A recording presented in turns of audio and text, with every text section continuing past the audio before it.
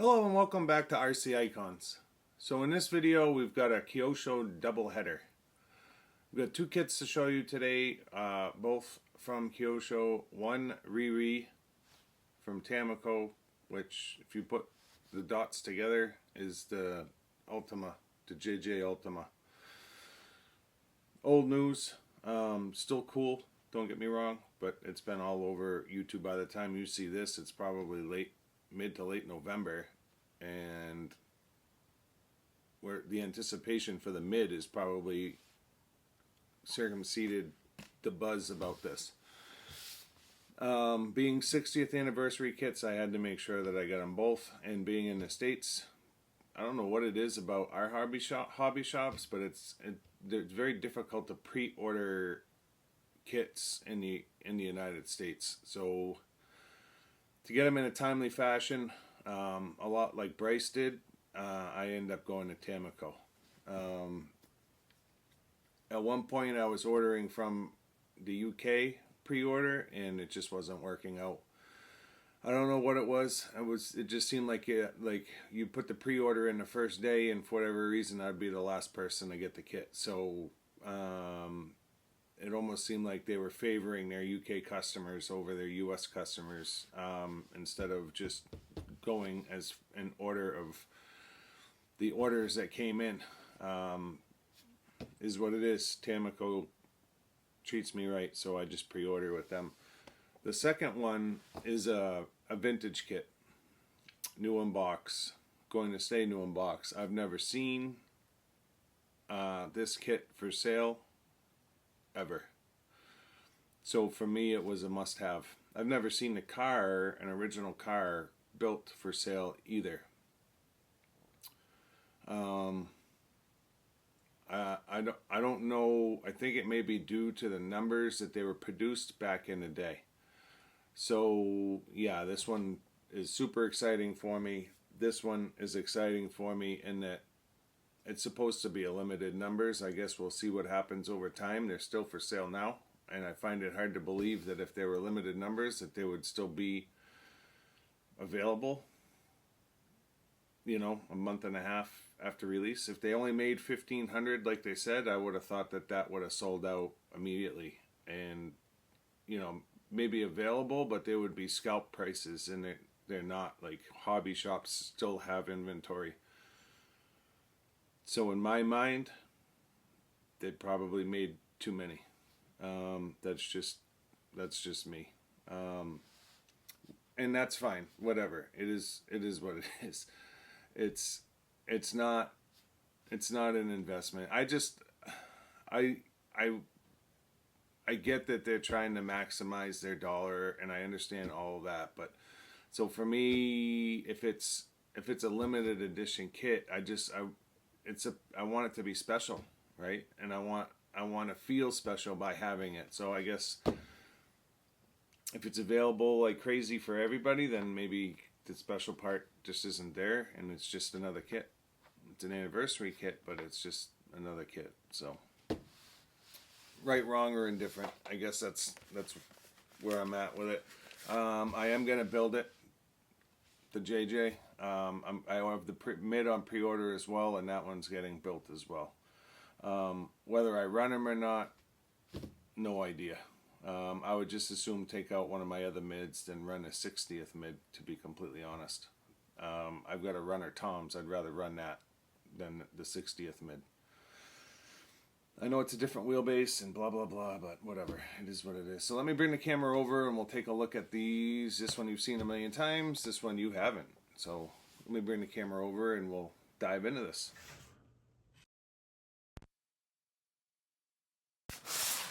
Get this thing opened up.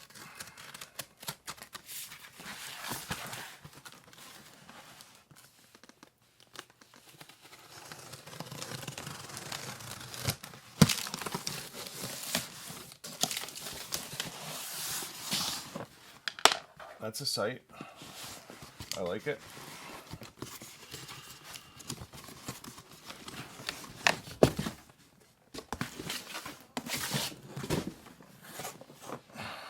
Box is beautiful. It's a gorgeous picture. The JJ motors are now going out of control because everybody wants to put a JJ motor in their JJ Ultima, but whatever, that's fine. There goes the seal.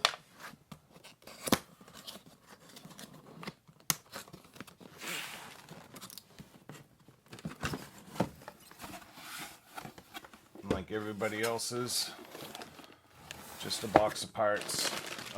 There's really only one part that I'm interested in looking at. Just out of curiosity. Just because of all the hoopla about the chassis. Mine looks good. Couple slight little marks, no different than anyone else's, I think. I mean, the stuff that they're talking about, and if people are whining about it, it really is kind of... See that little mark? And then... I don't even know if you can pick it up. There's a couple little marks around this screw hole. You can see it in that light right there. There's one right there and one right there. That's the kind of stuff people are complaining about. It's like, for me, that's like, give me a break. You could do that to the chassis just building it, you know? It's like, it just looks like a little rub mark. It's not like a gouge or anything. And I haven't like looked online to see the state of other people's, if it's like horrible, but manufacturing processes aren't perfect. It's just the way it is. The fact that we were able to have this amazing, cool car in itself is just cool. For them to step out of the box and do a car that really wasn't produced back in the day. So this was, you know, back in the day, it was a Frankenstein. Kyosho didn't build that car for JJ. He took an Ultima through, whether he made the chassis or someone made the chassis for him, you know, took an aftermarket chassis essentially at the time, bolted the Ultima parts to it, and then he took a body off a what the heck is it? Now it's gonna slip my mind. I'm looking right at it too. Why can't I remember?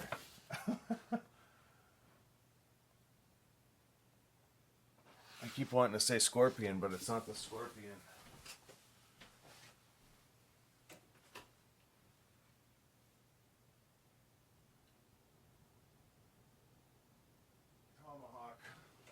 Tomahawk. I had to go look at my other one. They took the body off he took the body off the Tomahawk to make it fit around the chassis, right? So I mean, at the time he won a IFMAR with it, but for him it was a Frankenstein car, which is what racers did, you know, and that's what's cool about it. And the fact that Kyosho you know, replicated that car, to me, is cool. So it's going to look great behind the glass. I'll do the same as everybody else and put the Ultima sticker up there. That obviously looks way better than the double-sided tape when I build it. So I'm not sure if I'll build it on the show or not. We'll have to see. And then this one came from Japan. So I got a friend that sells on eBay. He was a collector, is a collector still. I mean, he's selling his collection now. He's like a Taiwan Kenny, but in Japan. And his name is Najim. And I originally met Najim. I had bought an original new unbox egress 4 years ago when I first started collecting. And it was during COVID, and flights and shipping was a nightmare. And I bought the kit from him, and he talked me into shipping that egress ground. So I shipped it ground, and it took 3 months to get here because obviously ground from Japan means it's going on a ship. So for 3 months I was like just high anxiety, and there's no way to track it. it's on a boat for weeks on end with no movement in the tracking, and it was just like the most stressful time period as far as waiting for a kit to come in the history of my collecting. And from that day on, I have always shipped EMS. Like, I will never ever do something like that just to save money again. I swear it took years off my life. So after that first deal, I ended up buying a second original new unbox egress from him because he had 5 of them. So I got 2 egresses from him. And then I bought a black and a blue Lamborghini Countach from him. And then I bought an original Hot Shot and original Subaru Brat from him. And now this one. And he does have a couple of kits on eBay now that I would be interested in. So who knows in the future. He's a good guy. He's willing to barter, which is good. He always drops his pricing from his eBay pricing, which is relatively high on eBay, but because of all the fees he's got to pay. He always boxes well. And then he's very transparent as far as the kit condition. So he's a joy to work with. You can see he packages well.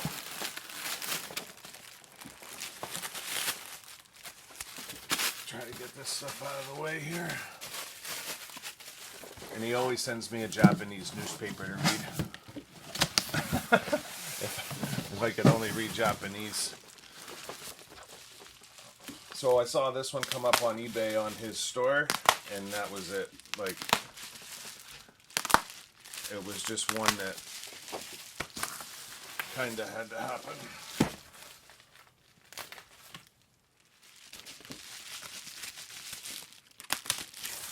Yeah, so when I saw this one, I had to go for it. And I'm glad I did, because it's going to be a huge part of my Kyosho new unbox collection. After getting that Optima Pro on Bai a couple of months ago, I've kind of been on a bit of a quest to get early Kyosho new unbox kits.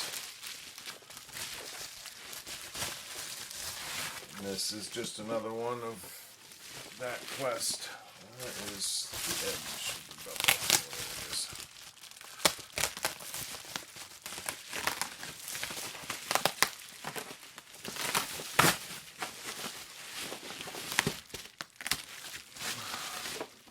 So I don't know how much you guys have been able to see as I've been taking the wrap off.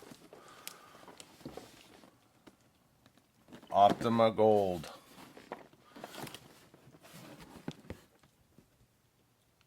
So I have an original Optima new unbox, and I've got an original Optima built, never run, that's actually on its way to me right now from the UK. That will be my shelf queen, because I didn't want to build the Optima and lose the kit, so I ended up finding a built one. And then when I saw this one come up, I had to have it. So I have never seen, you see Optimas originals that have had the Option House Gold parts added to it. I've never seen one listed as an original Optima Gold. And that's why I say I've never seen a built version of this car.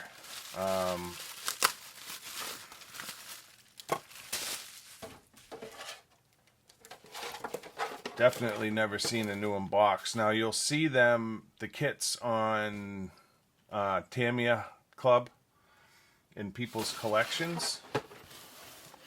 So obviously they exist, and we know they exist. But to have an original, obviously new unbox kit is just insane. So they did the Riri Turbo Optima in gold kind of as a double hitter, right? So they did the Optima Riri, and it's all a silver alloy. and then they did the Turbo Optima Riri, and the original came silver, but they did the Riri all in gold. So they were basically taking this and the original Optima Gold in the original Turbo Optima, and they can put it into one Riri kit. So I have someone in the comments had emailed me. He's got an original Optima kit that he had just bought, and an original Javelin kit. I believe it's a Javelin. It may be Ben, and I'm sorry if it's not, and I'm just mistaking, but I believe it's Ben. And he was asking me if there was 2 white boxes underneath the blister packs in the original Optima kit and the original Javelin.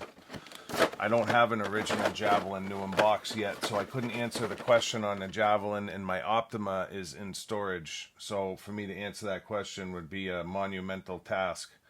I can tell you this, Ben, if it is Ben, I think it's Ben, there is only 1 white box in this original Optima Gold kit.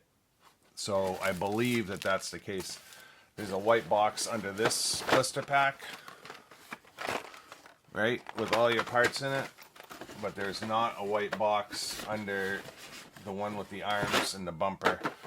It's just the shocks and the wheels. So super, super cool. And then the Optima Gold came with, I believe it's the Turbo Optima Bridgestone tires, not the OT30s.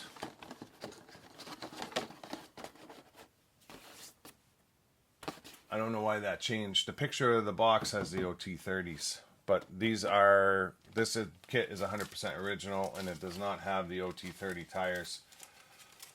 In fact, I can tell you what the number is right here. Although I don't know, they probably didn't change the manual.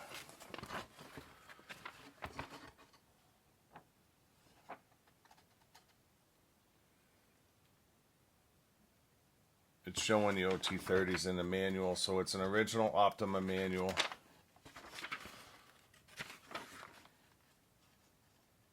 And then it's all in Japanese, so I can't even get the part numbers for you.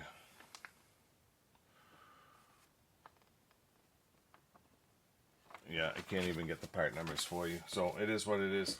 Yeah, it came with the Turbo Optima rear tires. The Optima Gold did. Instead of the OT30s. Which makes sense because, if I'm not mistaken, it went Optima, I believe Javelin, Turbo Optima, and then the Optima Gold. I believe that's how it went. But this was supposed to be like a commemoration kit for selling so many of the original Optimas that they did the gold series with all the gold hop-up parts. Super cool to have. So yeah, I'm really excited about that one. Look at those 2 cars. Absolutely killer. Sorry for the coffee, is what it is.